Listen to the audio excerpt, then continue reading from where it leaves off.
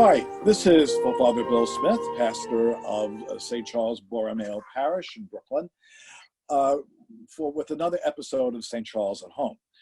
This is our discussion every week with the person who preached the homily at the 11:15 Mass and a parishioner, discussing whatever comes up. We usually try to start with the homily. Today we have Terriann Nohilly, who is who's been a member of the parish for about as long as I've been here, and is someone who I know will offer some unique insights for the day. Terriann, please tell us something about yourself. So I moved to Brooklyn. I'm actually originally from California. I grew up in California, and I moved to New York because I wanted to live in New York City. It was sort of just as basic as that in 2013.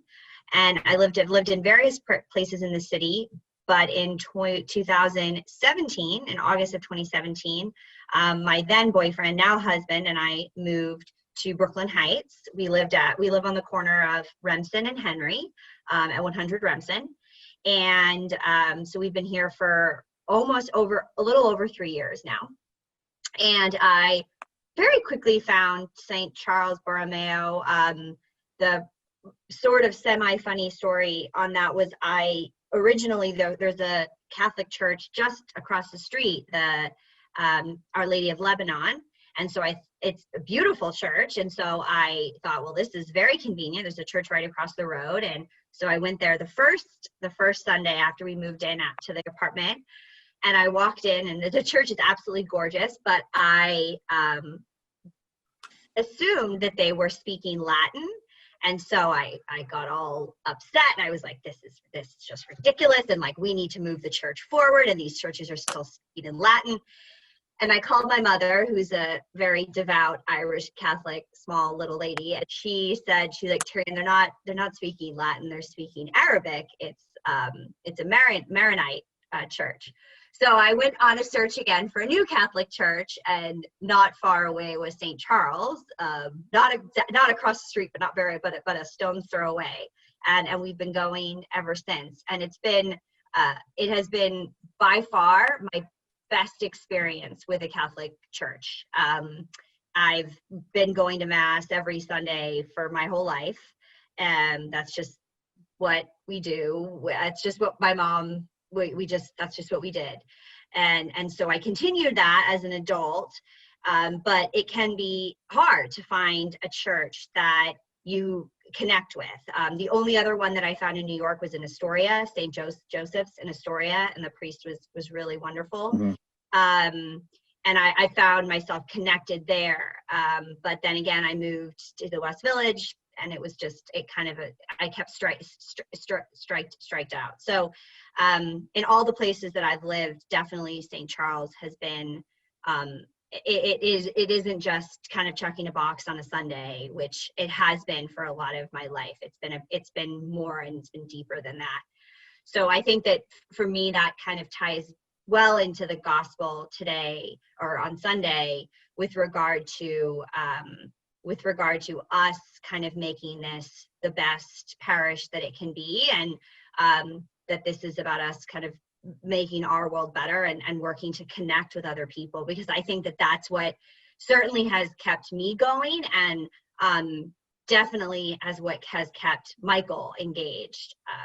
And I think, Father Bill, you've been a big part of his engagement for sure. I mean, he thinks you're his friend.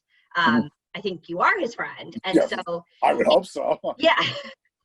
And it makes the experience so much less clinical, which I think often Mass on a Sunday can be. And that's at least in a lot of the many Sundays it has been in my life, I would describe as kind of very clinical.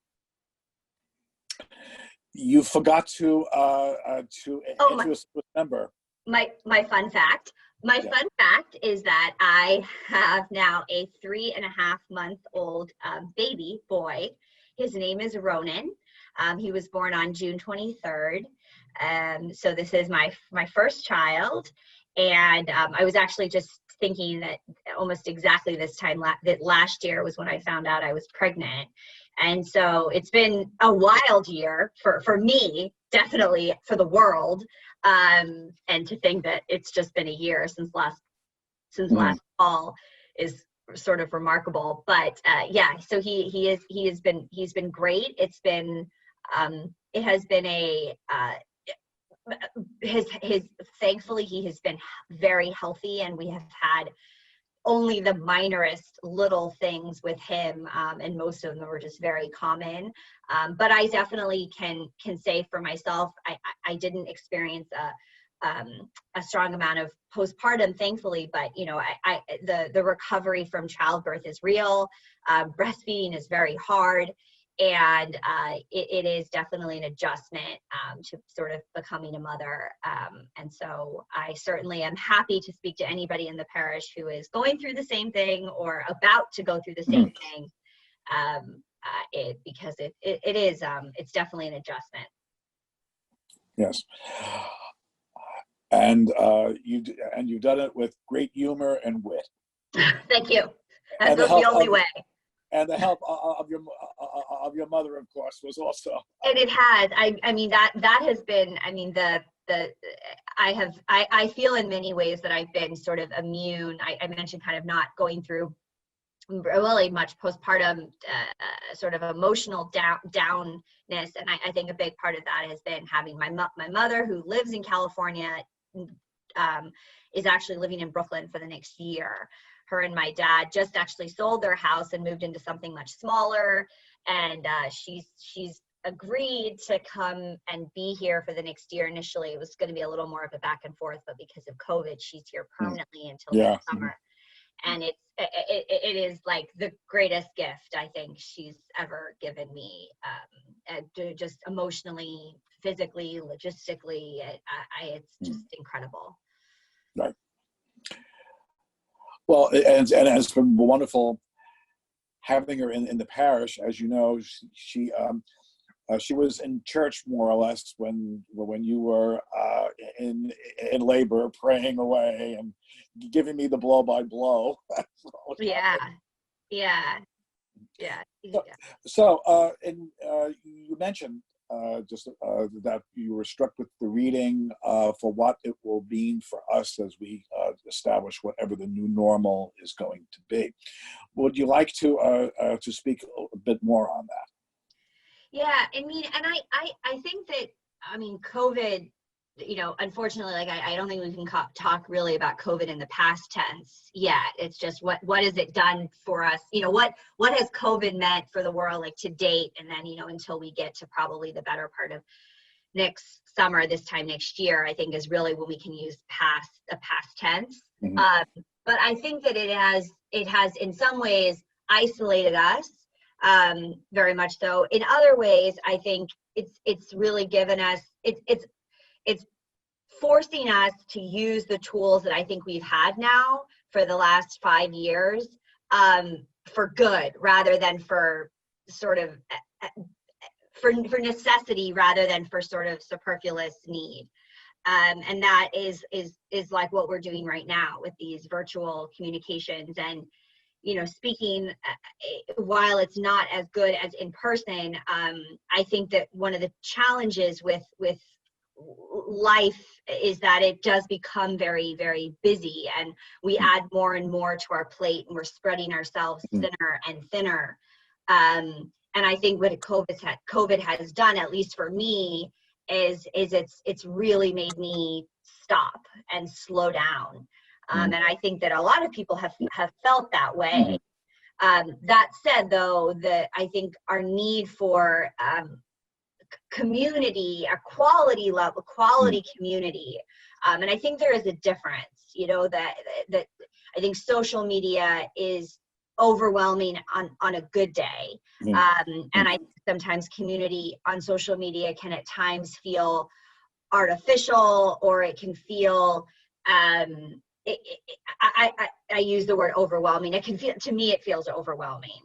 And so I think allowing us to have sort of these smaller sessions where you can really get to know someone and have a true kind of conversation, and using technology, but in a different way to accomplish that. Another thing that I think that with the mass and also the emails is making the church, again, kind of going back to that idea of like let's just not check a box, but making it a part of our week, not just our Sunday. And so, but more than anything, I think, you know, and when I was going back through the homily today, you mentioned about having these one-on-one sessions. The example I'll use for that is, Father Bill, you connected me with Alicia Washington very early on, and we had a couple of beautiful sessions together. I don't want to call them sessions. We had like little, like we went out, we got coffee at Le Pain. I sort of rest in peace now. Le Pain might be actually completely gone, the whole chain. Right.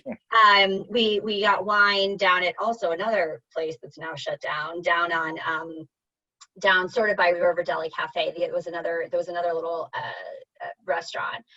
But I got to know her, like really kind of got to know her, and had really, really nice conversations. And her family ended up going to Ireland shortly after we had our first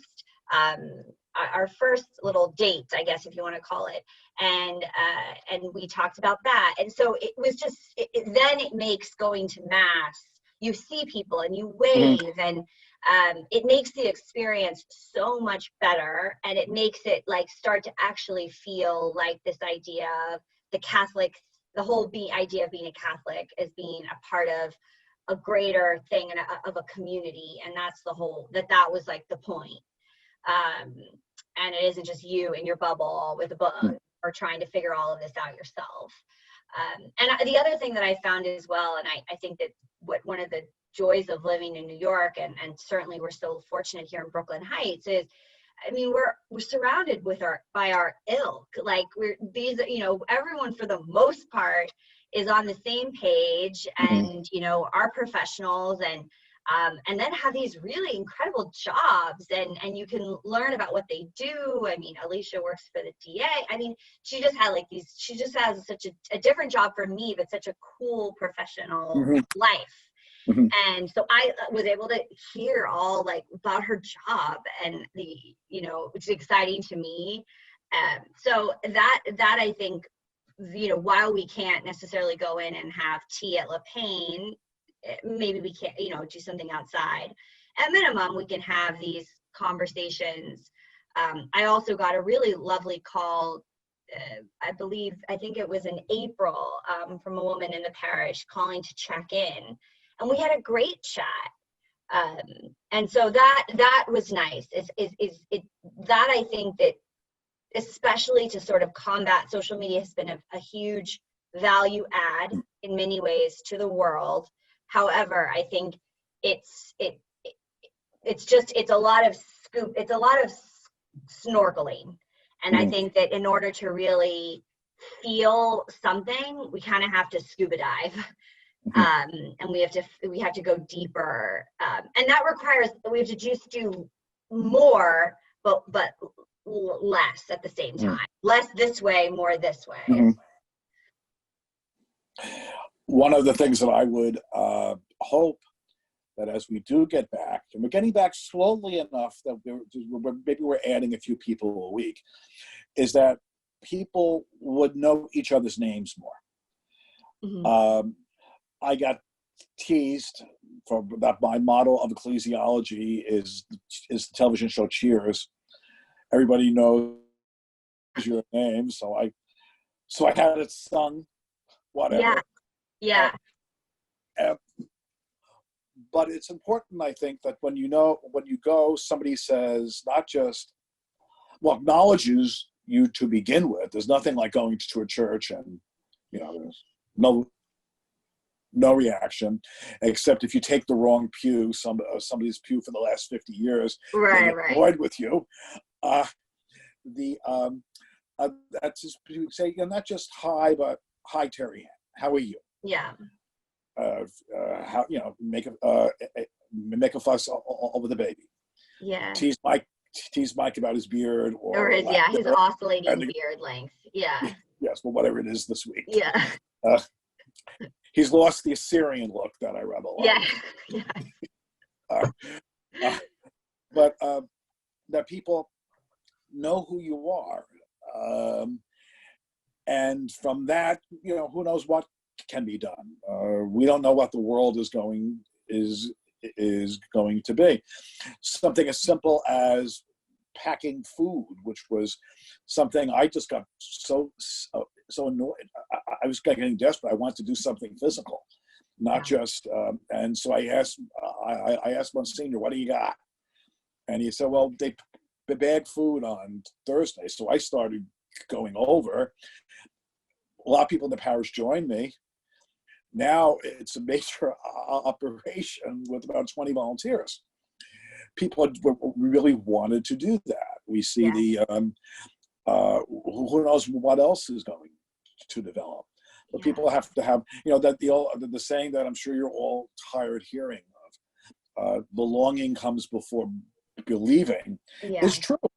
Oh, very, yeah. And I think that has been, like, when you said that the first time, I was like, oh my gosh, who is this priest? And why isn't he out telling all the other priests about this? Like, sorry, there's a bit of a glare here. And yeah, that's, I think that has been, I think the big, to my opinion, a big challenge within the Catholic Church over, like, since we sort of became, since that, those sort of ideas of these small communities, like you see in like little rural Ireland, like that exists, but that's because there's not that many people and they've all sort of stayed in the same place. But when you have a place like New York that's so transient, that the reality is, you come here and you want to live in Brooklyn Heights, it is expensive, and you may outgrow it if you want to start having a family, or just for whatever reason, or because you get a new job somewhere else, or you move in with your partner and it doesn't work out to stay in the neighborhood, or so just like the world has become so transient. And so we do this just kind of surface level communication. I don't actually know how much true joy it's bringing people.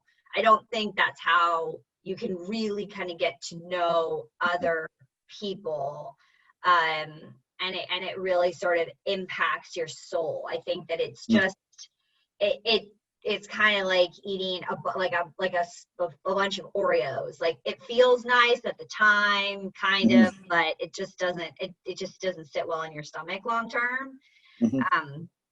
So, whereas if you're kind of if you have like that really great pie that was cooked for a long time, from scratch, it's a better like long-term experience. But it does require work. And that's, I think, the hard part, right? It's easier to kind of just scroll on the internet. It's easier to just go on Instagram. It's easier. We can kind of stay. It's easier. And I think our human nature tends to gravitate towards the line of least resistance, which is fair. But I think that if we can, we may not be able to do it all. You may not know all the people, but if everybody does a little bit, or the majority of the people do a little bit, and then the momentum builds, and it can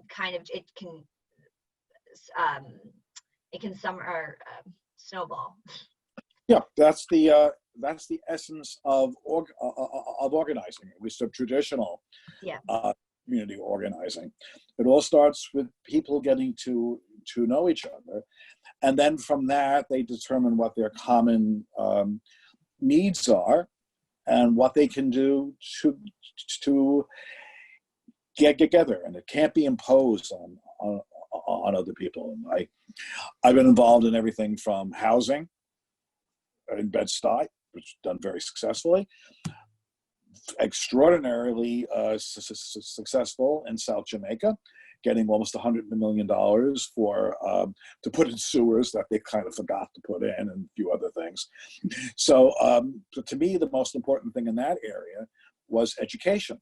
You have magnificent houses, better than anything I've ever lived in. and yet the neighborhood was really not gelling, and I thought it was because of the lack of schools that maybe weren't as bad as people thought, but they didn't really have a good reputation. Again, they might have been better. Couldn't get people to motivate. I couldn't motivate people. Crime, you can always motivate. You can get a group like that. Crime ticked up a little bit a couple of months when I was in the previous place. I had a group down with in that precinct within days. It was amazing. It worked. But that I thought it was important to have better education. I still think it is. Couldn't get it across. So that's one thing that we as a parish are going, as we enter whatever the new normal is going to be. It can't be just what I think is the most important thing. But what comes from the community, from people knowing and trusting each other and having those relationships to decide we should work on this, or we should become involved in this. And that will build up indeed a stronger community itself. But in the sense that if I have a vision, it's people working together for the common good. What that common good is, but there's so many good things to do that, in a sense, I think it's more important to do something that everybody, the majority of people think is important. Yeah.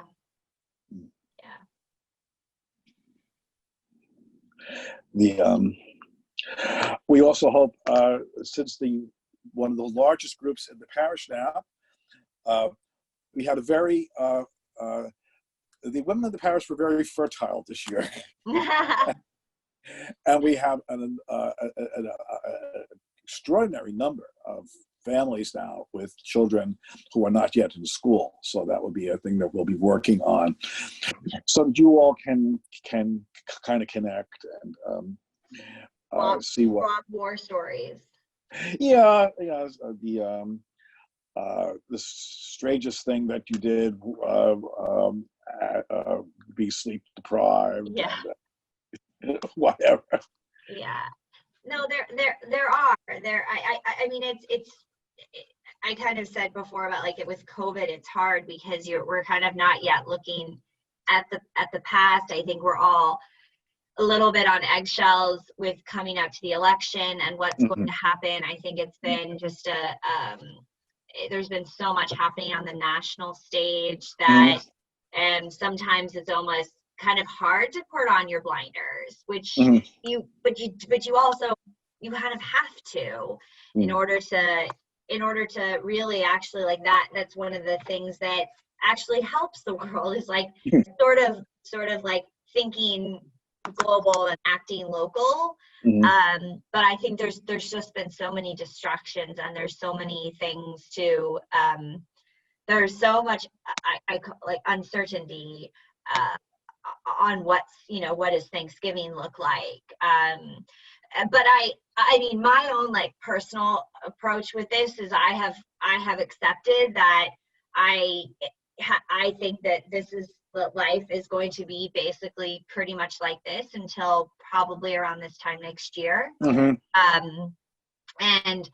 And I sort of felt that way maybe from the beginning, actually, that I didn't think that this was going to be a June or a August or a September situation.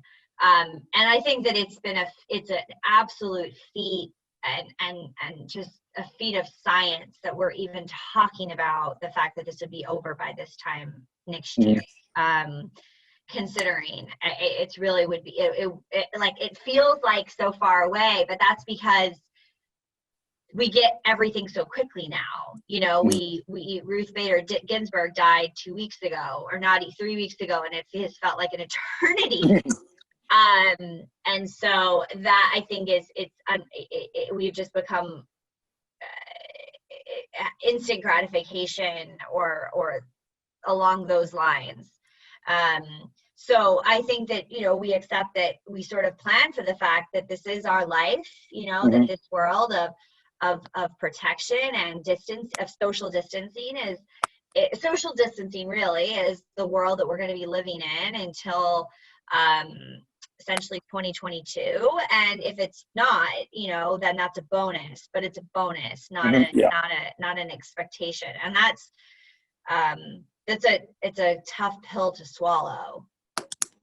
But like what can we do in the meantime? And I do think that it is leveraging things like this. I just don't think we have another choice, especially with the winter coming. Yes. The after all the years that Senior and then me tried to get people to recognize that we have a beautiful backyard, which we should use more, and I would invite people over, as you know, and no one would come over. I'm convinced that they believe that there's crocodiles in place. Now we're doing almost everything in the backyard. This is lovely. This is beautiful. It is lovely. Why didn't we ever use this before? You're like, well, I know. Yes, we've had things most Sundays. We might get one last one, the Sunday book club this time. This week.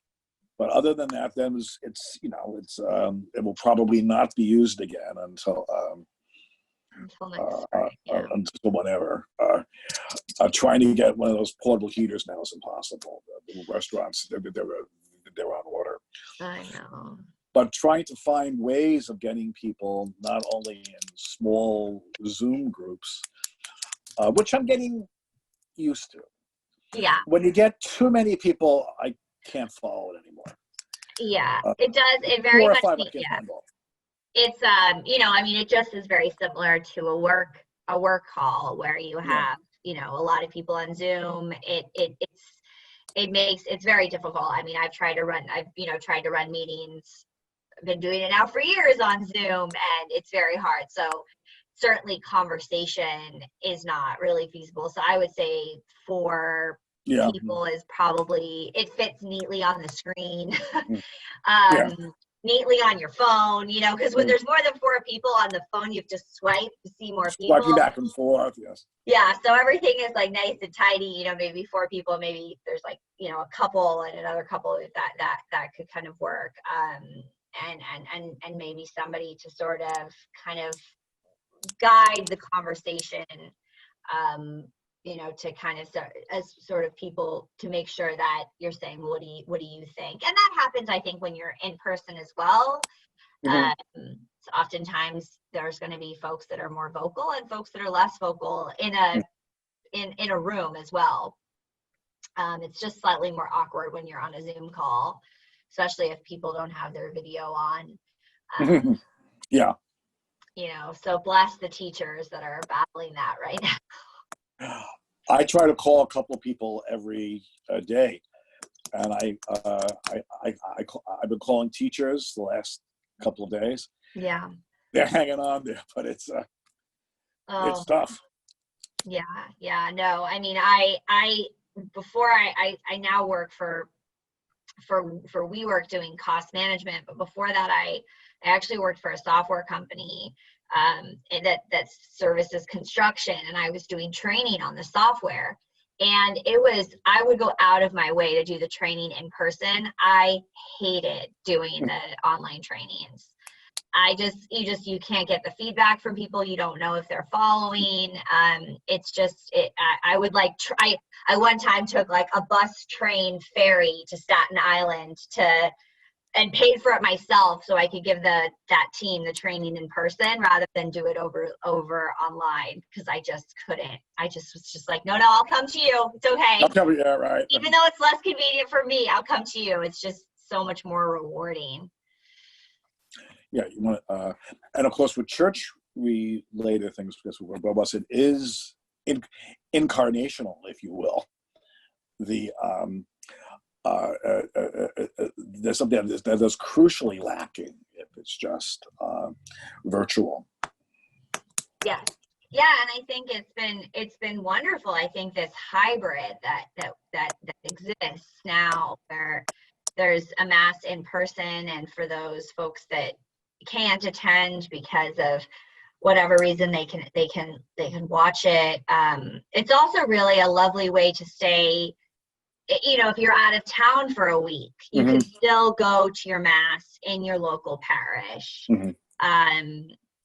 That has, is really a nice way to stay connected and to have the sort of, but there doesn't nothing really replaces the being in person. And I think we're certainly going to appreciate it so much more when we're able to fully get back there, which I think I have full hope. I have full confidence. I have full confidence in in science that we can. I had one interesting thing 2 weeks ago. There was a meet and greet, socially distanced, for the children in religious education to meet their teachers. Now, we did it with groups coming in at different times and assigned seats, and everybody still had to wear a mask.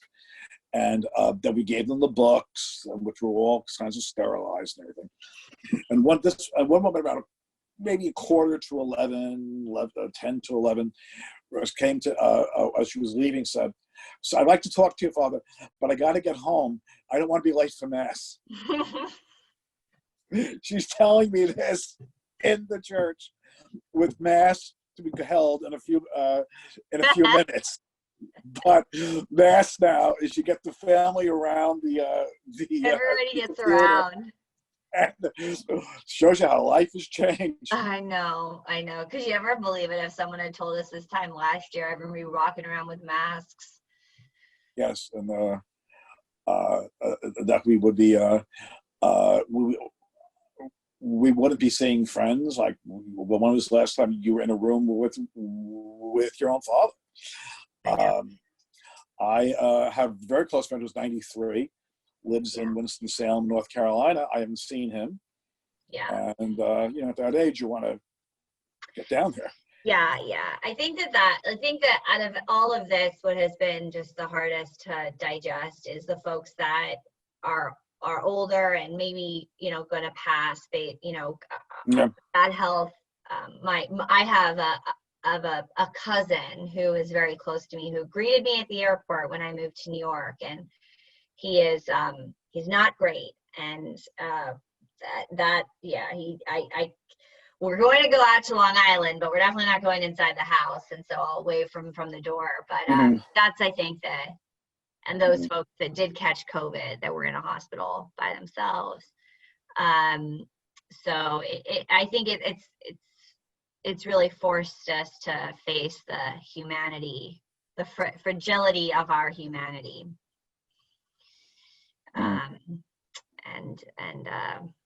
In ways that I don't think anybody could have ever predicted. Yeah. Like, who would have saw this one coming? No one did? No one did. Well, a few people did, but they were like, that department got fired. A few people actually. Bill Gates was like, "This is gonna be a problem." Like, okay. Well, so, and I think this has been another really good reminder with regard to the climate. Can't make a vaccine for that. Right, and the weather's getting weirder and weirder. Just look at those poor people who live along the Gulf of Mexico. They're getting hit again, and California's. California's. It's devastating. It's hard to know somebody in California who's not around the fires. I know. Or, well, the air is another issue. Is maybe, it's almost if you're not near a fire, you're definitely breathing the air. San Francisco being chief among it. Yeah. Finish with this one anecdote, which is sort of very will only really maybe cater to half of the demographic, but I mentioned before about having a really difficult time breastfeeding. And I think a part of the reason for that has been I haven't had an individual resource. With my doctor, I had a wonderful OBGYN. We have a pediatrician, but unfortunately, there are lactation consultants, but they're not covered by insurance. And so as a result, I've just been scouring the internet with all this information, and it's just so overwhelming. And so, but sort of on a different sort of side with regard to sleep training the baby, we had this one singular resource that we just follow. This woman, it's called Taking Care of Babies. If you're having a child, go buy the course. It's the best $74 you'll ever spend. And so I think that has at least been my experience. And I think people can kind of can synthesize information differently. I myself am more of an audio person than a visual person. So I find, especially with the internet, it's just a lot. So that has been, at least, my experience is just, it's so much easier when it's kind of one-on-one, it's easier to digest, and it's easier to build that way. It's more sustainable, I think. Well, I want to thank you for a wonderful time. I think we discussed a lot of important things for our community and our parish, and I thank you very much, and give Ronan my love. Thanks, Father Bill. Thank you, and thank you for keeping us on the right track. Yeah, it's great, really, really.